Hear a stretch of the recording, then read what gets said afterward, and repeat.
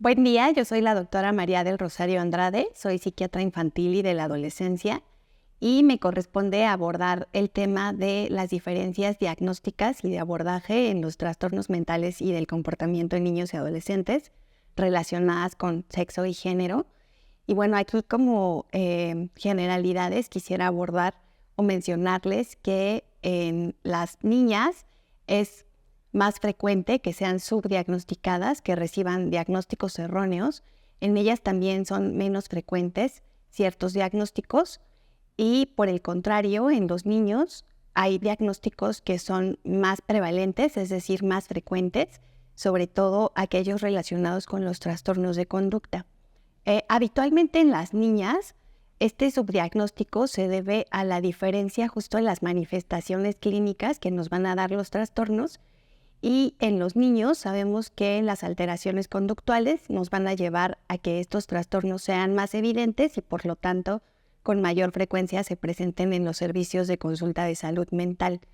Sobre todo en la etapa de entre los 6 y los 12 años, va a ser más frecuente observar en este tipo de servicios a los niños en comparación con las niñas. Para abordar los trastornos mentales y del comportamiento en niños, niñas y adolescentes, los vamos a clasificar en dos grandes grupos. Por un lado tenemos a los trastornos internalizados, que son aquellos que van a ser menos observables para los demás, y esto es porque son síntomas cognitivos principalmente que abarcan desde preocupación excesiva, miedos, tristeza, variaciones en el estado de ánimo, y que nos van a llevar a una inadaptación social principalmente, ¿no? Entonces, al ser menos observables o evidenciables por un tercero, con menor frecuencia son pues referidos a las instituciones y pues son subdiagnosticados, son más frecuentes en las niñas y en las adolescentes y pues reciben un diagnóstico tardío.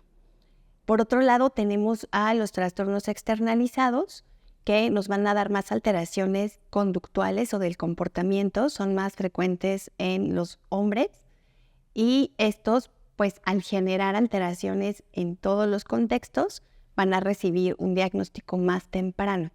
Dentro de estos trastornos vamos a tener al trastorno oposicionista desafiante, al trastorno disocial, al trastorno por déficit de atención e hiperactividad, y a algunos trastornos del neurodesarrollo.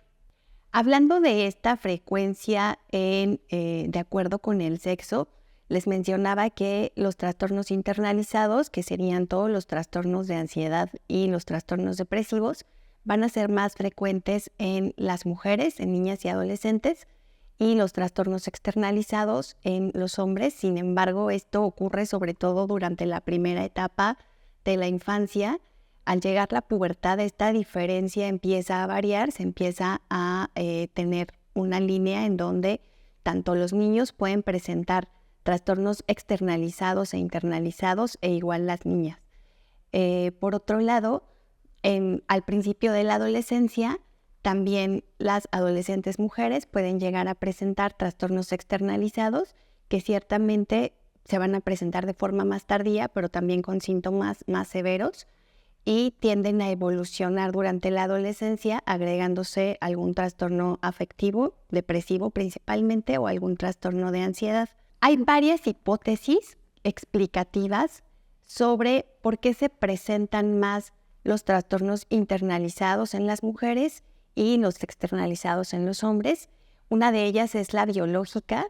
Dentro de la biológica sabemos que todos los trastornos del neurodesarrollo, que sabemos tienen un inicio temprano, pero también van a ser de forma crónica, pues se presentan más en los hombres y esto se debe a la influencia de los cromosomas sexuales.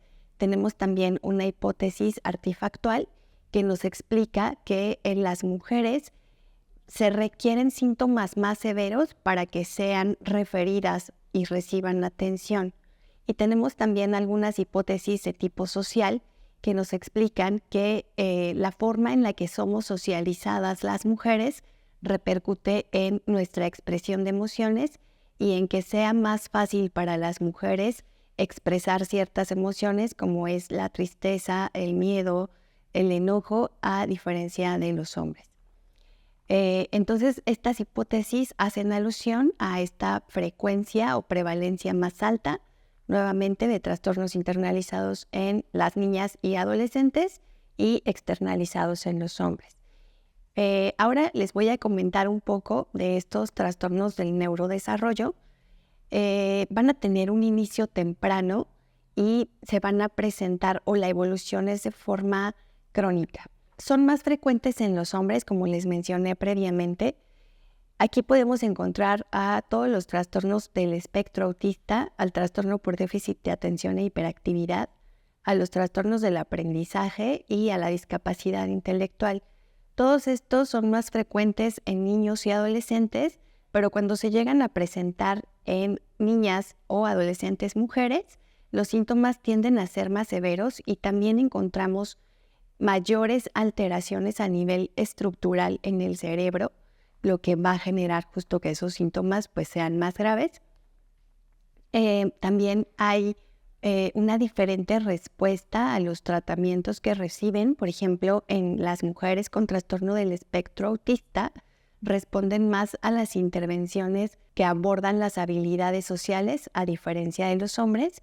Los niños y adolescentes con autismo tienden a presentar más conductas repetitivas, más intereses restringidos y suelen tener comorbilidad de forma muy frecuente con trastorno por déficit de atención e hiperactividad. En cuanto a los trastornos del aprendizaje, las mujeres, niñas y adolescentes vamos a tener mayor facilidad para las habilidades de la escritura y la lectura, y por el contrario se presentan más dificultades en el área de las matemáticas. La discapacidad intelectual en cuanto a sintomatología no presenta mucha varianza pensando en el sexo. Sin embargo, en cuanto a comorbilidades en las niñas y adolescentes con discapacidad intelectual, encontramos de forma más frecuente trastornos depresivos, y en los niños y adolescentes hombres llegan a presentar mayor comorbilidad con síntomas psicóticos. Referente a los trastornos de conducta que pertenecen a estos trastornos externalizados, los síntomas en las mujeres van a ser más severos, pero se van a presentar de forma más tardía, y les comenté previamente que en la adolescencia se tienden a complicar o se va a presentar la comorbilidad con trastornos de tipo afectivo, depresivo o con algún trastorno ansioso, mientras que en los hombres la evolución de los trastornos de conducta es crónica, suelen ser diagnosticados de forma temprana y van a persistir durante la adolescencia y habitualmente también durante la vida adulta.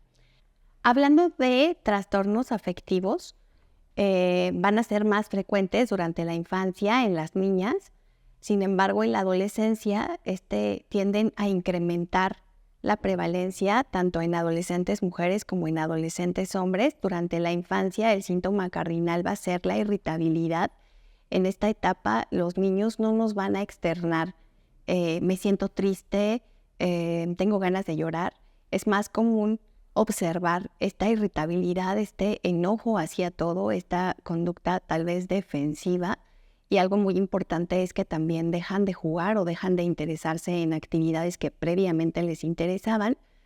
Es más frecuente en los niños la irritabilidad, y este patrón va a persistir también en la adolescencia. Hablando ya de todos los trastornos mentales y del comportamiento en cuanto al sexo, también vamos a tener diferencias en cuanto a las intervenciones. En todos los trastornos mentales y del comportamiento se requiere un abordaje integral. En algunos de ellos vamos a requerir de un tratamiento farmacológico, psicoterapéutico, psicoeducativo para el paciente, para los padres, para toda la familia en general, pero también en la parte escolar. Entonces, podemos encontrar diferencia incluso en el tipo de abordaje. Por ejemplo, las mujeres responden mejor al metilfenidato de liberación prolongada, a diferencia de los adolescentes hombres. Y en los trastornos del espectro autista también vamos a tener una mejor respuesta en cuanto a las habilidades sociales por parte de mujeres. Lo cierto es que los trastornos requieren un abordaje integral, y en algunos de ellos tratamiento farmacológico. Les agradezco mucho su atención, espero que esto sea de valor para su formación y que continúen informándose sobre los trastornos mentales y la influencia en la salud mental que tiene el sexo y el género. Gracias.